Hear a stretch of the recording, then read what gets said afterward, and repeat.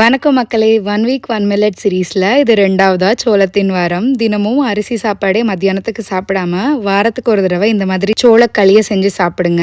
100 gram சோளத்துல கிட்டத்தட்ட அரிசியை விட 2 மடங்கு ஃபைபர், ஒரு முட்டையில இருக்கிற புரோட்டீன், பாதாம் பருப்பை விட 3 மடங்கு அயர்ன், வாழைப்பழத்தை விட 4 மடங்கு பொட்டாசியம் இருக்குங்க. அதனால கண்டிப்பா உணவுல சேர்த்துக்கோங்க சோளத்தை. இந்த சோளக்களி பண்றதுக்கு 4 மணி நேரமா ஊற வச்ச 1 கிளாஸ் சோளத்தை மிக்சியில போட்டு கொரன்னு அரைச்சிட்டு நல்லா கொதிக்கிற தண்ணியில ஊத்தி உப்பு போட்டு நல்லா கிண்டி விடுங்க.